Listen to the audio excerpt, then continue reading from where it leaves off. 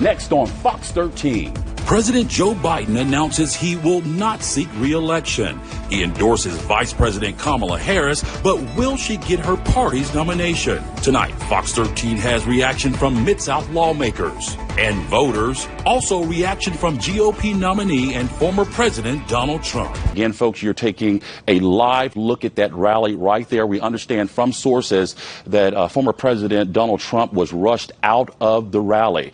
Again, you're seeing this as we see it. We just received a note that this was in Butler, Pennsylvania. I can tell you, when we were in break, we saw them ushering the former president off the stage, and they were able to get this crowd of people out of here pretty quickly. Thanks for staying up with us tonight. I'm Daniel Wilkerson. Arkansas State Police confirming with Fox 13 News they are now investigating the man's death. Fox 13's Jeremy Pierre explains how this family says they saw their loved one just hours before deputies found him dead in his cell in the Crittenden County Jail. But I want to show you this as well. Now, it will be rocky, and I'm going to turn my back to the camera as we walk through here, but I want to show you just how big of a scene this is. Police have it all blocked off. We're going to run through some bushes here. And when we come out to the clear, you can see this is where all the other media outlets are gathering. See, there's nowhere to walk here. So if those cars had just continued up this way at full speed, if you look up, there are no lights on the old bridge. This could have been really, really bad. A lot of former salespeople will tell you the best way to get a good deal on a vehicle is to educate yourself on the car buying process before you go to the dealership. In fact, a lot of those former salespeople now have YouTube channels where they show you how to get the best deals. In fact, here's one. It's Rodney Samuels TV. In one of his videos, he shows you the 4-square technique. That 4 square is on that sheet of paper that the salespeople slide across the table to you.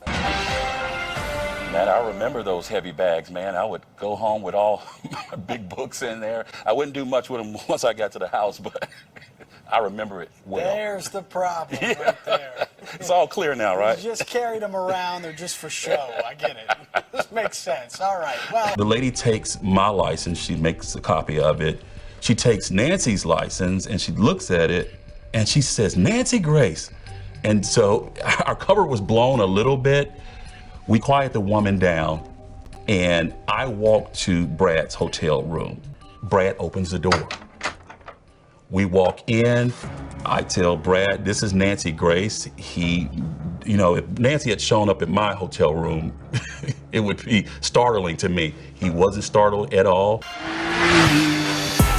That 4 square is broken up into 4 sections: your trade-in, the MSRP or the dealership's asking price, the money you'll put down, and the monthly payment. The salesperson wants you to focus on the last one.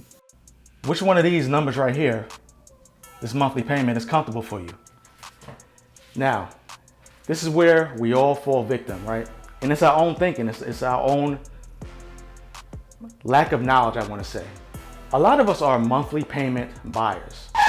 But Samuel says you should really focus on the first 2 squares. The real problem is up here with your trade-in and the MSRP. They want you concentrating on this, because that's where we all train to concentrate on, the monthly payment and money down out of pocket. But up here is where you're getting jerked around. Samuel says your priority in negotiation should be to get the price you pay for the car as low as possible. And be sure it's the out-the-door price to avoid unnecessary fees. Only after that should you worry about the trade-in. And that's where Daniel Irwin with the Mid-South Better Business Bureau says your homework comes in. How do you know what the car you're trading in is worth? Well, there are a lot of good websites out there. One's called Edmunds.com. You can search by license plate or by make and model of the car, and it'll give you an estimated value of what your car's worth, so you can have that when you go into a dealership. Irwin says to negotiate your best deal, you really need to visit more than one car lot and negotiate your best out-the-door sales price. You can use the offer from one dealership to get an even better deal at another. Car dealerships often want you to concentrate on the monthly payment. Yeah, and that's because they make more money the more the interest rate is, but know what it is you're about to pay. There's a great website called nerdwallet.com. It's got an auto loan calculator. I recommend you Crunch all the numbers yourself before you go to a dealership. So here's your homework before you head to any car lot. Compare the price of the car you're interested in against others online. Know your trade-in value. You should also know your current credit score. Also, crunch the numbers on an auto loan calculator so you're not paying extra interest or finance charges. And lastly, get a loan estimate from a bank or credit union. Remember, you are not required to accept the loan from the car dealership. Once you're at the car dealership and you've done your homework, remember to keep your emotions in check. Remember, for that hour that you're at the dealership, you will likely feel the effects of it for the next 5 years or even longer. Also, use your homework to negotiate the best out-the-door price and get the most you can get for your trade-in. We have a full resource guide on our website. Just go to fox13memphis.com. Daniel Wilkerson, Fox 13 News. Nancy Little's family members say she was very responsible, and that's why they say even all these years later, the events of that night in 1989 when she went missing still don't make sense. It was a heartbreaking discovery on a stretch of road in South Memphis. A woman 9 months pregnant found dead in the passenger seat of her car. She was face down in the front across the floor. Was face up, or I think it was face up, and she just literally suffocated. And they said that if they had gotten to her 2 hours sooner, they could have saved the baby, because there was enough oxygen left in her body to save the baby. Her name, Nancy Little. That dreadful night, October 9th, 1989. And now, on the 34th anniversary of her death, her brother, James Little, who initially offered a $10,000 reward for an arrest in the case, is now offering more. In fact, that I'm being recorded saying this, I'll stand by this. I'll give them $50,000. No questions asked. If they can give us information that leads to his arrest. In addition to the enhanced reward, Little now has the help of 2 Memphis podcasters who take on unsolved murders in the Mid-South. The podcast is Riverside Homicide. I feel like that would have been impossible for that to happen without being noticed. Right. And we asked the police if they thought she was murdered somewhere else and then put in her car. They said, and I quote, "There is no information or evidence that indicates that Nancy died anywhere else except inside the vehicle that she was found in." I have nothing but high praise for Jeremy and his sister. And they did this because they said it touched them. And they reached out to me. I saw it as a godsend. Jeremy and his sister Kelly are those Memphis podcasters. Tell me, why did you guys decide to take on this particular case? It just struck a nerve. Like, how is this not solved? Who would do something to a pregnant woman who's due to give birth the next week? It really impacted us. And so that was our first case, and it's the one that still haunts us to this day. Through the family, he says they've gotten to know Nancy Little. We went to where Nancy lived. We went to her apartment. We timed it. We drove from her apartment to where her car was found, which is about a mile away. They learned that Little worked at a postal facility on Elvis Presley Boulevard. Little says his sister told him before she died that she had gotten pregnant by a coworker. So apparently they had been dating or fooling around for some time. She got pregnant and she learned that he was married.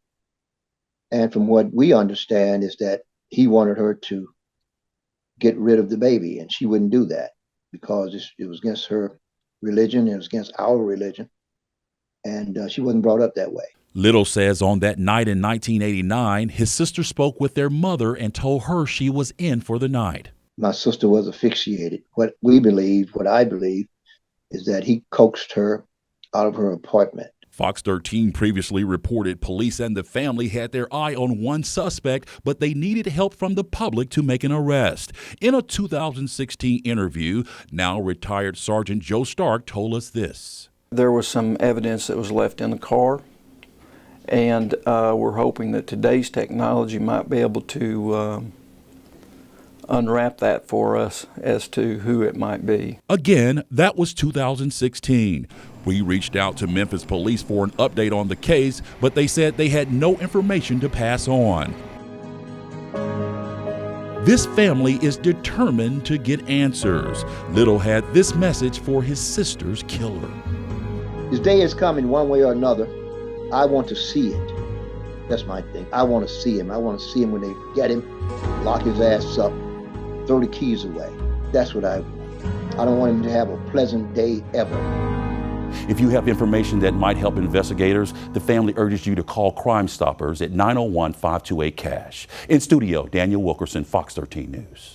For some reason, when I was sitting in that chair looking at all of this, I was thinking about those booths that you have outside the classroom. Do you still have those now? Yeah. Where they can see, people can see in, but you can't see out? Yeah. Well, my mother, who is here, she's sitting right next to Mrs. Whitney, who was my 6th grade teacher, and of course, Miss Coleman had just started.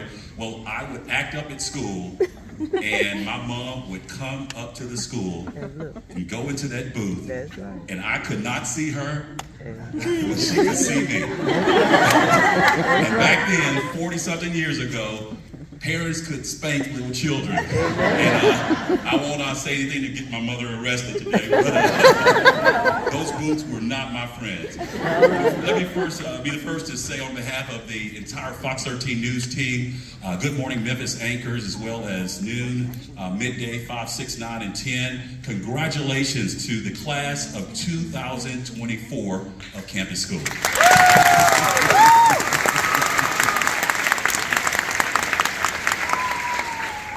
One of the things that, if I had to go back, that I probably would redo, I always thought that to be of service to others, meaning to help others, that I had to get to a certain point. I had to get to a certain grade. I had to get to a certain school first, or make a certain amount of money, be in a certain position so I could help a lot of people.